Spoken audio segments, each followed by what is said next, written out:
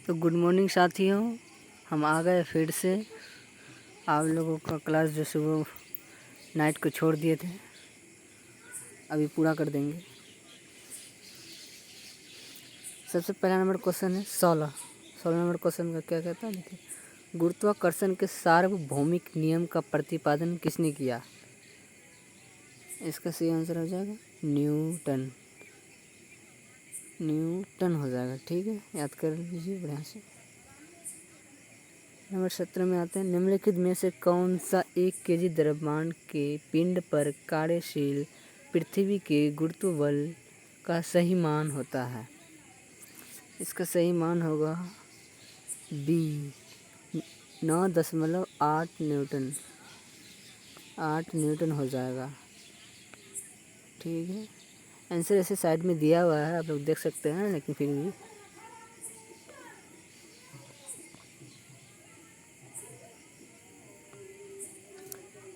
ठीक है। नंबर 18 पढ़ते हैं, 1 हॉर्स पावर HP कितने वाट के बराबर होता है?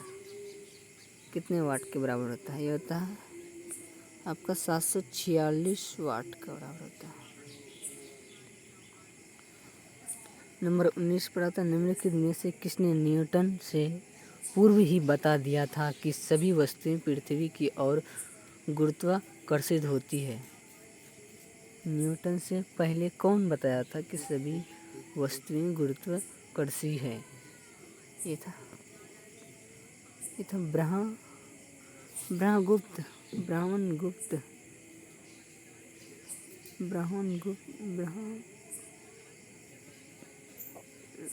ठीक है, नंबर डी आंसर है। चलिए 20 नंबर पर आते हैं, निम्नलिखित में से कौन सा ऊष्मा का यूनिट है?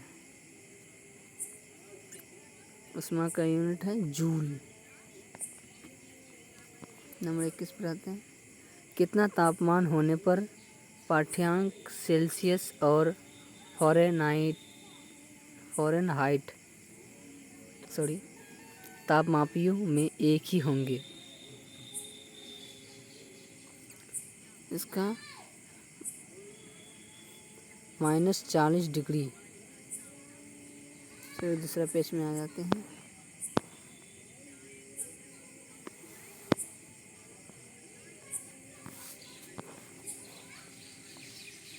क्वेश्चन नंबर 22 पे आते हैं। इसका है, एक मनुष्य का तापक्रम 60 डिग्री सेल्सियस है तो उसका तापक्रम फ़ारेनहाइट में क्या होगा? 140 डिग्री फीवर में हो जाएगा ना, ठीक। इसका आंसर हो जाएगा ए। नंबर 23 में होता है, किसी झील की सतह का पानी बस जमने ही वाला है, झील के अंदर स्थल में जल का क्या तापमान होगा? जल का तापमान होगा 4 डिग्री सेल्सियस, तभी पानी जमने वाला होता है। निम्नलिखित में से कौन सा ऊष्मा का सर्वोत्तम चालक है? इसका आंसर हो जाएगा बी पारा हो जाएगा। आप लोग चेक करते हैं। नंबर 25 में आते हैं, आणविक संगठन के द्वारा ऊष्मा का संप्रेषण क्या कहलाता है? चालन कहलाता है या संवहन, विकिरण, परिकिरण? इसको कहते हैं संवहन कहलाता है आणविक संगठन का। सब आंसर सही है, अपने खाने बना दीजिए, ठीक है। नंबर 26 पर आते हैं, निम्नलिखित में से किसके द्वारा अधिक ज्वालक पैदा होता है? किसके द्वारा अधिक ज्वालक पैदा होता है? तो हो जाएगा बी नंबर, भाप के द्वारा अधिक ज्वालक पैदा होता है। 27 पर आते हैं, किसी द्रव का उसके क्वथनांक से पूर्व उसके वाष्प में बदलने की प्रक्रिया को क्या कहते हैं? वाष्पीकरण कहते हैं। क्या कहते हैं? वाष्पीकरण। ऊष्मागतिकी का प्रथम नियम किस अवधारणा की पुष्टि करता है? किस अवधारणा की पुष्टि करता है? ऊष्मागति की। इसका सही आंसर हो जाएगा ऊर्जा संरक्षण। ऊर्जा संरक्षण का पुष्टि करता है। ठीक है।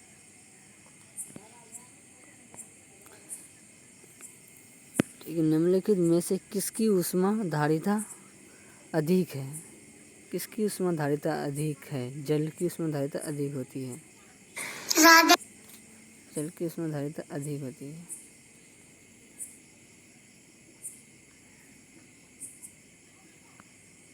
राधे राधे। नंबर 30 पर आते हैं। बिना किसी ताप परिवर्तन के किसी पदार्थ को द्रव में गैस परिवर्तित करने के लिए अपेक्षित ऊष्मा को किसकी गुप्त ऊष्मा कहा जाता है? नंबर बी वाष्पन का। नंबर ए 31 का। मिट्टी के घड़े में निम्न में से किस क्रिया के कारण जल ठंडा होता है? मिट्टी के घड़े किस क्रिया के कारण जल ठंडा होता है? इसका जो वाष्पीकरण के कारण होता है। सॉरी। नंबर 32 पर आते हैं। शिखर पर भक्षियों या बाधाओं का पता लगाने के लिए चमगादड़ अथवा डॉल्फिन किस परिघटना का प्रयोग करते हैं? किस घटना का प्रयोग करते हैं? प्रतिध्वनि का निर्धारण करते हैं। नंबर डी इसका सही आंसर हो जाएगा। नंबर डी कर लीजिए। लगभग 20 डिग्री सेल्सियस तापक्रम पर किस माध्यम में ध्वनि की गति अधिकतम रहेगी? इसका सही आंसर हो जाएगा डी लोहा में ध्वनि की गति अधिकतम रहती है। निम्नलिखित में से कौन सा एक वायु में ध्वनि तरंगे द्वारा उत्पादित नहीं होती? ध्रुवन, विवर्तन, परावर्तन, अपवर्तन। इसका सही आंसर हो जाएगा ध्रुवन। ध्वनि तरंगे किसके कारण प्रतिध्वनि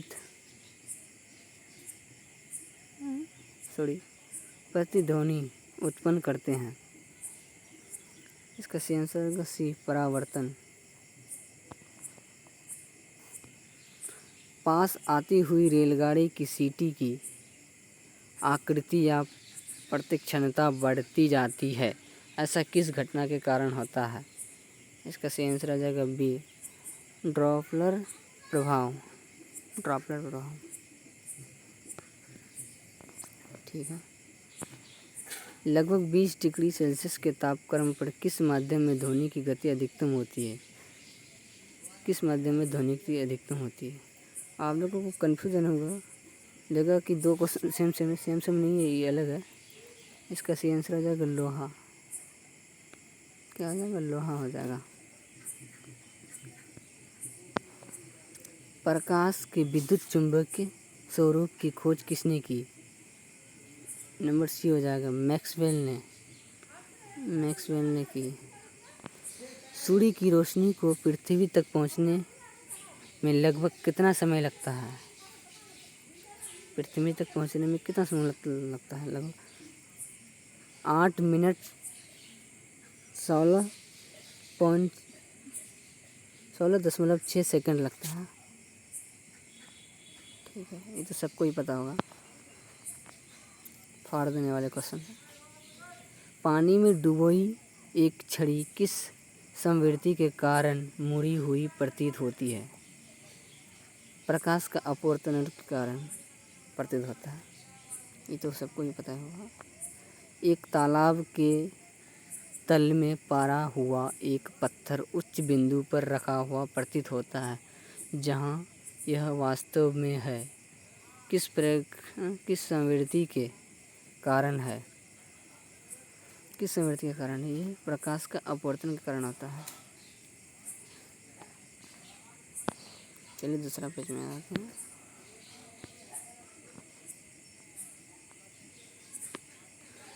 किरण क्या करती है? किरण क्या करती है? किरण परावर्तन करती है। परावर्तन, ठीक है, किरण परावर्तन करती है। सॉरी, परावर्तन नहीं, परावर्तन। सूर्योदय और सूर्यास्त के समय आसमान में लाल रंग किसके कारण होता है? नंबर सी, परिकिरण के कारण होता है। पिछली स्लाइड के ट्रैफिक को देखने के लिए ऑटोमोबाइल में किस प्रकार के दर्पण का प्रयोग किया जाता है? इसका सही आंसर है डी, उत्तल दर्पण। ये तो सबको पता होगा। 45 पर आ जाते हैं। कार चलाते समय अपने पीछे के यातायात को देखने के लिए आप किस प्रकार के दर्पण का उपयोग करना चाहेंगे? डी, सिंपल दर्शन, उत्तल होता ही है, उत्तल दर्पण। यदि एक व्यक्ति दो समतल दर्पण जो 60 डिग्री कोण पर आनत है के बीच खड़ा हो तब उसे कितने प्रतिबिंब दिखेंगे?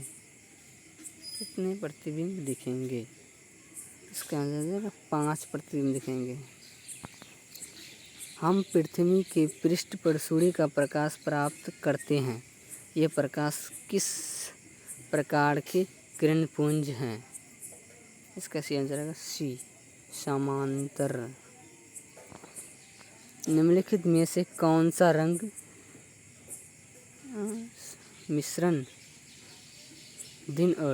सम्मिश्रण दिन और रात के समय सर्वाधिक सुविधाजनक होता है?